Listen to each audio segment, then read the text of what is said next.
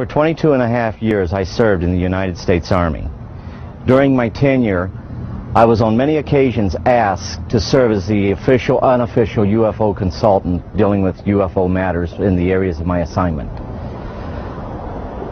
As a result of my involvement, I was able to ascertain that the United States government knew a whole lot more about UFOs than it was telling the American public. That there was an intelligence involved, that there was a highly evolved technology. I learned that to a degree we were carrying on a dialogue with this intelligence. We were making every effort we could to acquire this technology and make it part of our own existing technology. We did this, I was told, in the interest of national security. We also had an officially sanctioned deception program. This was in total disregard as to the impact this would have on the individual witnesses and also on their families. This ultimately led to my disillusionment with the program and my involvement in it. I sincerely feel that no government has the right to destroy the lives of the people which it is supposed to serve.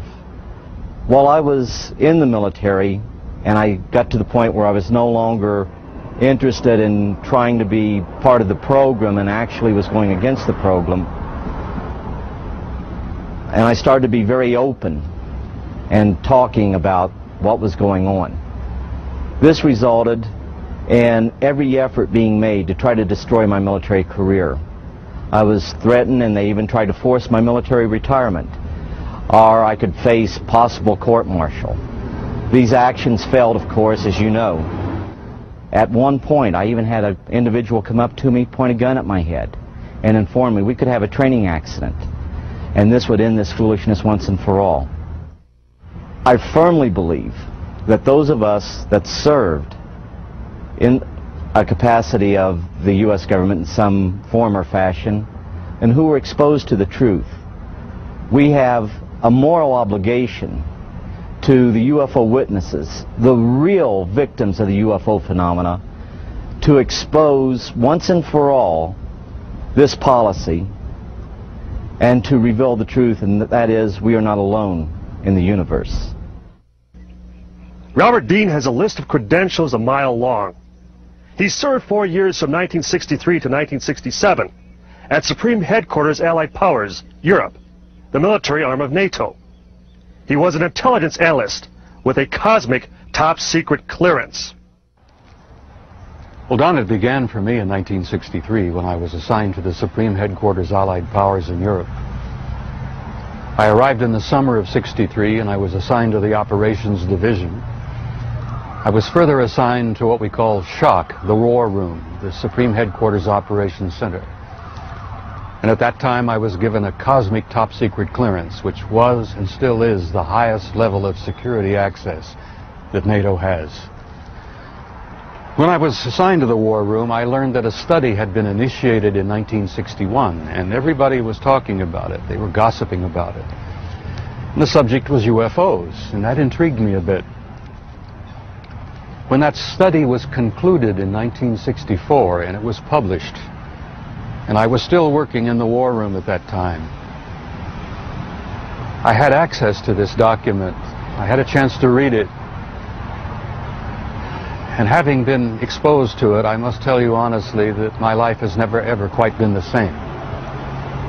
Because I read first-hand reports, verifiable NATO military material that indicated that the UFOs were not only real, that they represented something far beyond anything I had ever imagined before. When the study was concluded in '64, they concluded that there were 4 different groups apparently coming and visiting us. Out of those 4 different groups, one group looked exactly like we do, so much so that they could sit beside you in a restaurant or in an airplane or in a theater, and you'd never know. And that particular point bothered the military guys a lot. The point being that some of these people from somewhere could be walking up and down the corridors of SHAPE headquarters, or they could be walking up and down the corridors of the Pentagon. One day at lunch, a lieutenant colonel made the remark, he says, "Jesus, do you realize they could even be in the White House?" And there was a little forced laughter at that point, I remember, because a lot of us over the years have had some misgivings about the occupants of the White House. But the point I'm making is that the idea that aliens could be here in our midst bothered the military, because if you're not paranoid when you go into the service, you're certainly trained very quickly to be so. It's the nature of the military mind, I think, to be paranoid. But that was only part of the story. The SHAPE conclusions in '64 were that there were 4 groups that we knew of. They were apparently interplanetary. Some very likely were interstellar. They even concluded that some of them could be intergalactic. When I retired in 1976, many of our military people knew at that point that we were not simply dealing with visitations from people from other planets or star systems.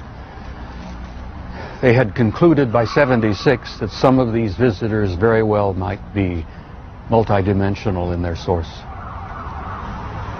The evidence that we had collected and the evidence that they had repeatedly demonstrated to us, and that's no accident. It became very clear after a time that there was a program or a process of some kind underway, that they had demonstrated over and over and over again that they apparently were able to manipulate matter and time. Now this really shook up our scientists. There are a lot of new young scientists in particle physics today who talk about multiple dimensions. There's a brilliant young professor in New York by the name of Michio Kaku, who has written a brilliant book called Hyperspace, where they talk about 10 separate dimensions. I'm not enough of a physicist to try to explain to you what a dimension is, but the idea that there could be intelligences from somewhere else, from other dimensions, coming and going into our reality. It's been quite a shake-up in traditional science. I guess I speak out openly and bluntly about this because I feel so strongly about it. I violate my security oath every time I speak about it.